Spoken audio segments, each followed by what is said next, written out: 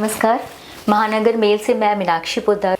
हमारे साथ संत श्री स्वर्गानंद जी हैं। आइए उनसे उनकी जीवन यात्रा के बारे में बात करते हैं। नमस्कार सर। नमस्कार। आपको आपके आत्म चेतना की जागृति कैसे हुई?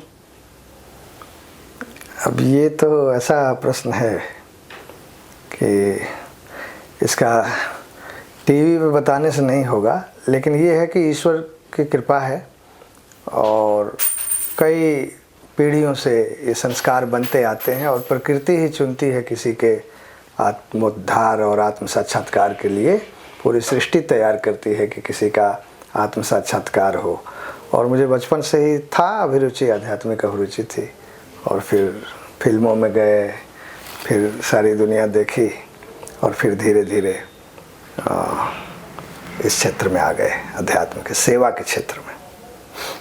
आप आदिवासियों के उत्थान के लिए काम करते हैं, तो आदिवासी कैसे आपको स्वयं से जोड़ पाते हैं?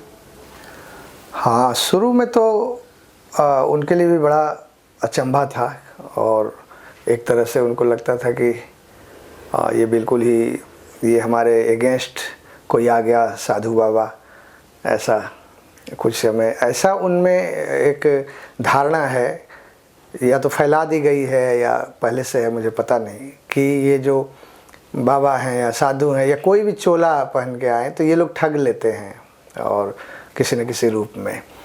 तो मैं गया तो शुरू में काफ़ी असुविधाएं थी, लेकिन उन्होंने देखा कि ये तो गुरुजी आए हैं तो ये कुछ न कुछ दे रहे हैं, या कुछ कोई ऐसा तंत्र मंत्र या कुछ ऐसा भूत प्रेत वाली बातें नहीं, सेवा का कार्य जब उन्होंने देखा धीरे धीरे कि तो सेवा कर रहे हैं, एजुकेशन की बात कर रहे हैं और हमें हेल्प कर रहे हैं, तो धीरे धीरे उनको विश्वास हो गया। और आदिवासी बड़े सच्चे लोग होते हैं, एक बार उनका विश्वास जिससे जम गया तो फिर पूरी दुनिया भी उनके विश्वास को हिला नहीं सकती। वो जो पूर्वाग्रह से पीड़ित थे, तो उनका फिर आपसे मिलने के बाद उनका दृष्टिकोण बदला? पूरा बदल गया। वो कहते ही हैं कि हमारे गुरुजी अलग हैं, हमारे गुरुजी, ऐसा कहते हैं। कुछ साल पहले पालघर में 2 संतों की निर्मम हत्या हुई थी।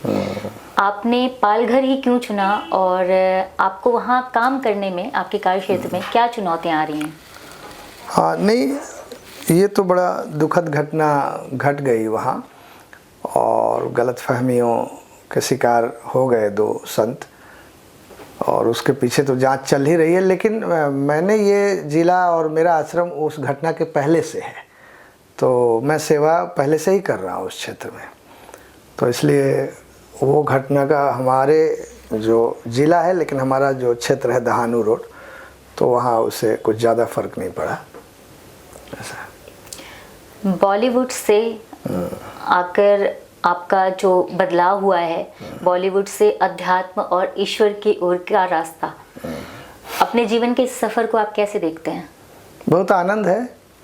हमने डांस भी किया, गाने भी लिखे, एक्टिंग भी की और शूटिंग भी की, कैमरा भी किया, इंटरव्यू भी किए तो सब काम किए और सब में सफलता के शीर्ष तक परमात्मा मुझे ले गए। लेकिन शायद ईश्वर की यह इच्छा होगी, और मैं सोचता हूँ कि यह मानव जीवन अगर किसी को मिला है और कोई सफल हो गया किसी भी क्षेत्र में, तो उसकी उपयोगिता तभी है, तभी उसको आप ग्लोरीफाई कर सकते हैं जब वो समाज को कुछ दे रहा हो। समाज से ले ही रहा हो तो कोई उसका फ़ायदा नहीं। समाज को डायरेक्ट सेवा कर रहा हो किसी न किसी रूप में, सेवा का कोई विकल्प नहीं है।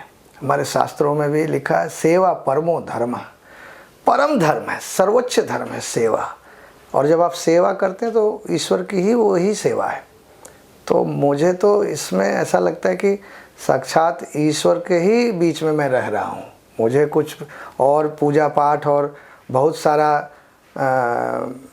कर्मकांड करने की आवश्यकता नहीं पड़ती। मेरा यही कर्मकांड है, सेवा ही मेरा कर्मकांड है।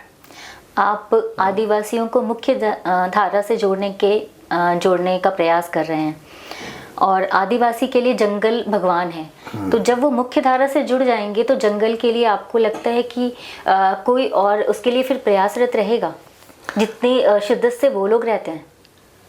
नहीं देखो, मुख्य धारा से आप क्या समझते हैं? मुख्य धारा मतलब कि ये शहर जो मेट्रो सिटी से वही मुख्य धारा थोड़ी। मुख्य धारा मतलब जीवन के जो आधारभूत सुविधाएं हैं, शिक्षा है, पानी है और स्वास्थ्य चिकित्सा की व्यवस्था, ये सब मिले कम से कम, और विवेकी हो, बुद्धिमान हो, संसार कहाँ है, मानवता कहाँ तक पहुँची है, विज्ञान से, अध्यात्म से, हर तरह से उन्हें अवश्य उनका उत्थान होना ही चाहिए। क्यों नहीं होना चाहिए? उसका मतलब वो जंगल का विरोध थोड़ी हो जाएगा उसका, जंगल में रहेंगे। अब तो लोग, आप देखो मेट्रो सिटीज़ के जो लोग हैं, पैसे वाले लोग, वो भाग भाग के जंगलों में जाके फार्म हाउस बना रहे हैं एक जंगल टाइप का रहने के लिए। आने वाले दिनों में लोगों को जंगल की ओर ही भागना पड़ेगा। वो जंगल की ओर जाते हैं सुकून की तलाश में। हाँ। लेकिन जो आदिवासी होते हैं, वो लोग जंगल को अपना भगवान मानते हैं, हाँ, अपना जी, देवता मानते हैं। जी। वो उनसे अलग नहीं होना चाहते। और आदिवासी जंगल के उत्थान के लिए कार्य करते हैं। और जो शहर के लोग वहां जाते हैं, वो अपनी शांति की तलाश में जाते हैं, लेकिन वो जंगल के लिए कुछ करते नहीं हैं। तो जब आदिवासी अपने साथ मतलब मुख्य धारा से जुड़ जाएंगे, मुख्य धारा आप चिकित्सा, शिक्षा, इन सब चीज़ों में, तो उनका जीवन भी परिवर्तित हो जाएगा। तो फिर जंगल के लिए कौन कार्य करेगा? नहीं, जंगल के लिए और अच्छा से काम करेंगे ना। जब वे शिक्षित होंगे तो वो जंगल के लिए और बढ़िया से काम करेंगे, अच्छा ढंग से काम करेंगे। अभी तो वो जो जैसे उनको पुश्तैनी रूप से सिर्फ जंगल के लिए नहीं, उनका अपना जीवन भी तो उत्थान हो ना। वो बीमार पड़े तो उनको भी तो, हालांकि बीमार जल्दी पड़ते नहीं वे लोग। हाँ। लेकिन आज फिर भी कोई बीमार हो जाता है तो उसके इलाज की व्यवस्था होनी चाहिए कि नहीं जी। और शिक्षा की व्यवस्था होनी चाहिए कि नहीं।